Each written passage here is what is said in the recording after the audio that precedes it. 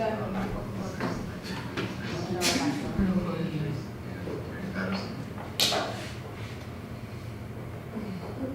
at Gator Sentinel, we're discussing the Tallahassee Boy Bus Cop, which occurred on May 26, 1956, including Williamina Jakes and Carrie Patterson, which ended up in their inevitable arrest. Today we're going to show a short clip. The Tallahassee Bus Boycott was a citywide boycott in Tallahassee, Florida, that sought to end racial segregation in the employment and seating arrangements of city buses. On May 26, 1956, Williamina Jakes and Carrie Patterson, two Florida FAMU students, were arrested by the Tallahassee Police Department for their behavior that was believed to incite a riot. Robert Saunders, representing the NAACP, otherwise known as the National Association for the Advancement of Colored People, as well as Reverend C.K. Steele, began talking with the city authorities while the local African American community started boycotting the city buses. The Intercivic Council ended the boycott on December 22, 1956. On January 7, 1957, the City Commission repealed the bus franchise segregation clause because of the United States Supreme Court ruling Browder v. Gale in 19. I still can't believe that we have to protest for our equal rights. We need change. We need change, and for us to be segregated in the bus is ridiculous. It's just absolutely ridiculous. We need to be coming together for equality, like, because our skin colors are different. What does that even mean? We're still the same person. We're all the same. Yeah. We want equal rights. We want equal rights.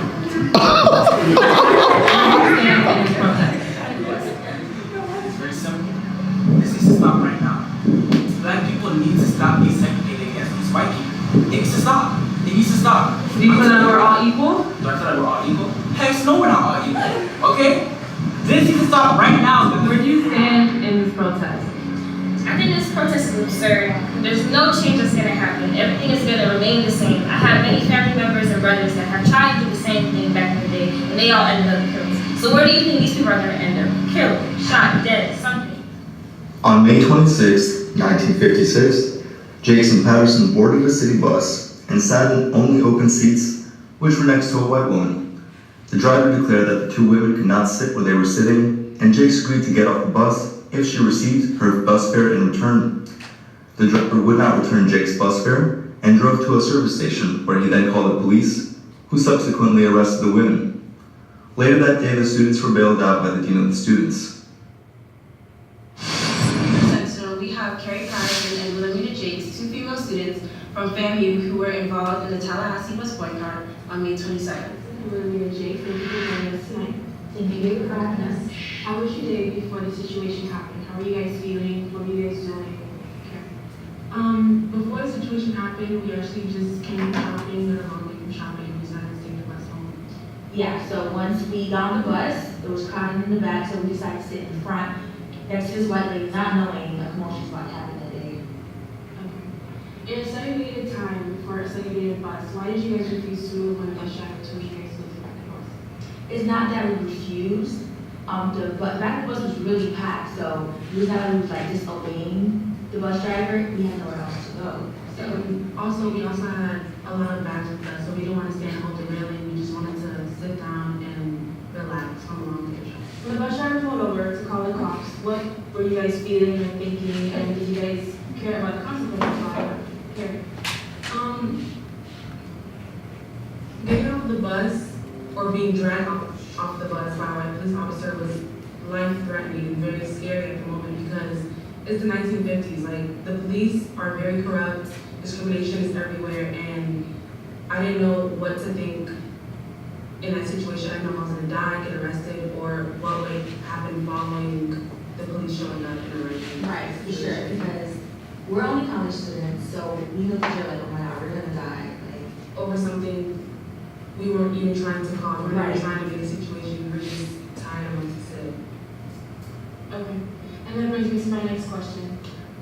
According to the police, they said that you guys were trying to put yourself in a position to cause a riot. How do you guys feel about those accusations? well, that was the last thing we were trying to do, honestly. We just got on the bus to have a seat and just go back to our dorm. We wasn't trying to harm anybody. You were trying to make a disagreement between the bus driver or the police officers or the white lady next to us. We just wanted to sit on the bus and be being that the back of the bus was Crowded. it was crowded and we had so much bags, we didn't want to get off the bus and wait for another one. We just wanted to simply sit and go. Right, when we sat down, we like saw and felt the ladies, Judgment. right, but Yeah. we like ignored it because we didn't start Yeah. a riot like they said. Yeah. We weren't trying to start anything, honestly. I don't know what made them think that. But Were you guys surprised by the great impact of the Tallahassee bus boycott caused? Women?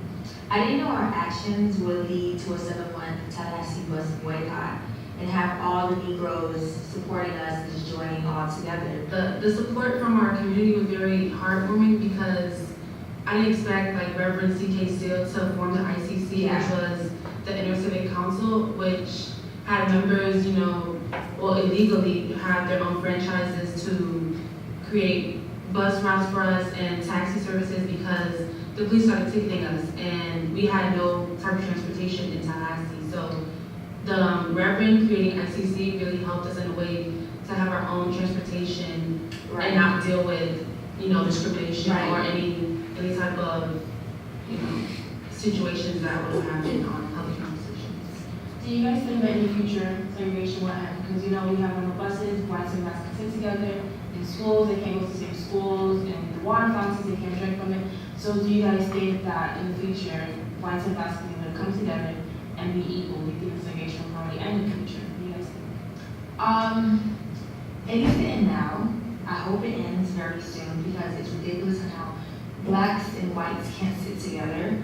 I mean, I know it might be hard for white people to actually open their eyes and see that we are all the same, we're all equal, but I do have hope that in the future it does come to that. Yeah, this bus boycott opened a lot of people's eyes, not just blacks, but also white people.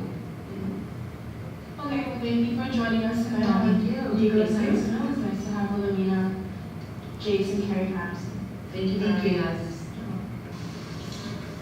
3 months into the boycott, the demand for the employment of bus drivers was met. For months after Broider versus Gale, the government upheld de facto segregation with the creation of an ordinance mandating assigned seats on buses. That led to the arrest of blacks who did not sit in the seats assigned to them. Efforts persisted in resisting segregation and enforcement of the ordinance became less strict. Today we're discussing the Tallahassee bus boycott. I have with me Wilhelmina Jakes and Carrie Patterson, and 2 other FAMU students, Roger and Kelly. So, guys, let's jump into it. Do you think it deserved the capital attention that it did gain? And were you guys really just going off of Rosa Parks' original statement?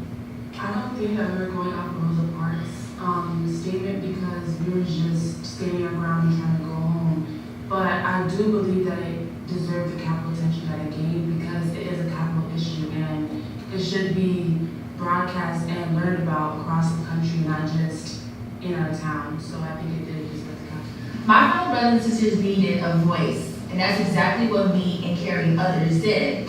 Don't get me wrong, not everybody agreed with us. Lots of people did not want to support us, and that's totally fine. So, Kelly, what would have you have done different in that situation? She would have done First of all, he said Kelly, he did not say Roger. The only thing I would have done differently, if I see that the bus is full, I'm gonna wait. I'm not gonna just sit in front because that's just not my character. I know what I'm not supposed to be doing. And that was that. Change, Kelly. Exactly. Change. That's the issue. You don't want to change. You We just want to settle. settle. Okay, exactly. Okay. So if you don't make the change happen now, then who's gonna? Okay, well, I'm accustomed to that, so that's what I'm gonna do. But you shouldn't be accustomed to that. Why should you be accustomed to staying in the back? Why should you be accustomed to be, discriminated against or, all that other stuff? Why should you be accustomed to that? You should make a change.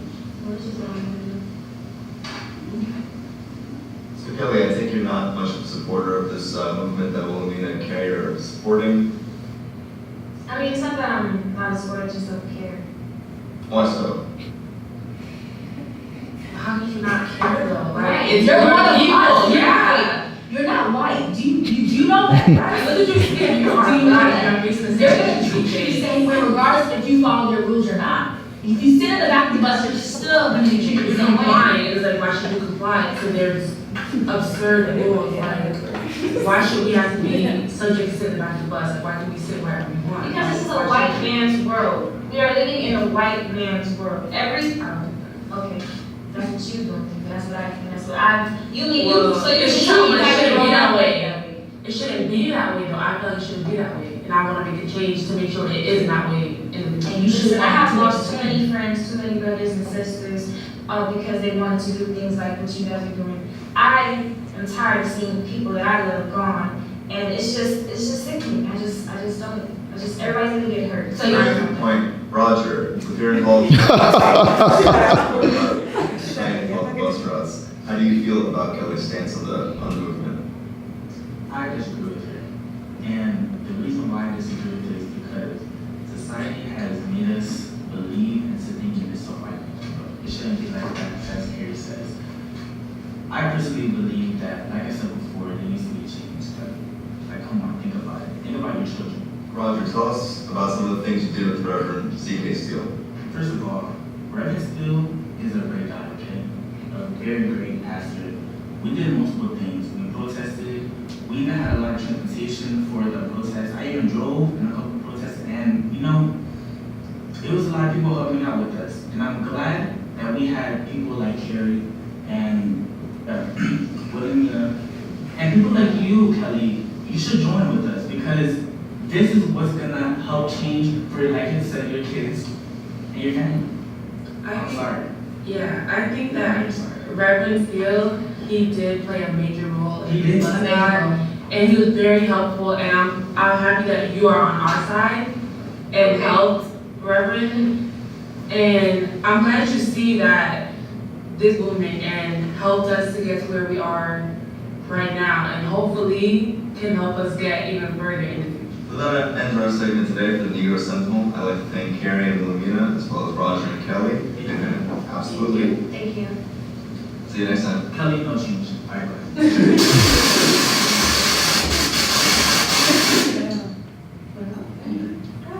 So the day before the day, damn, what was that?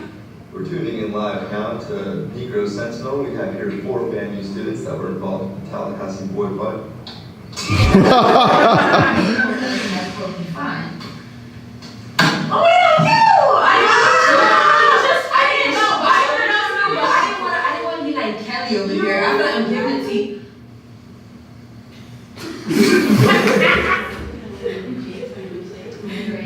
Thank you for having us. Today on Negro Sentinel, we're discussing the Tallahassee boy bus.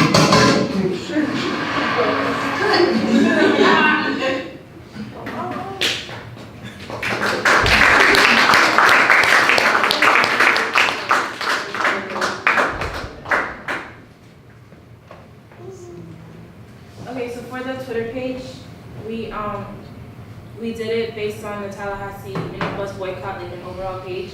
So we posted pictures, get Carrie Patterson, like a whole group of them when they were protesting, the signs that they had.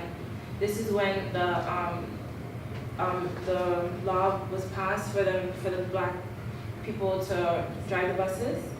This is when they were protesting the bus. And so we made a Reverend C.K. Steele page, and then I just retweeted what it was to go onto our page. This is Wilhelmina and Carrie Patterson, the initiators of the Tallahassee bus boycott that they had up during the time. And then we made a Martin Luther King page, and then I just retweeted what I tweeted on that page to put it back on this one. So we had like interactions, and Martin Luther King he added us in some of the things. And then that's the Twitter page. And then this is the Instagram page. And I just posted like more pictures of everything that was happening. And when Martin Luther King said that one day he hopes that people won't be judged by the color of his skin, but by the content of their character. I thought that was pretty interesting and real. And then the Tumblr page. And then the Tumblr page, we posted pictures, and then this is our blog post. And then that's it.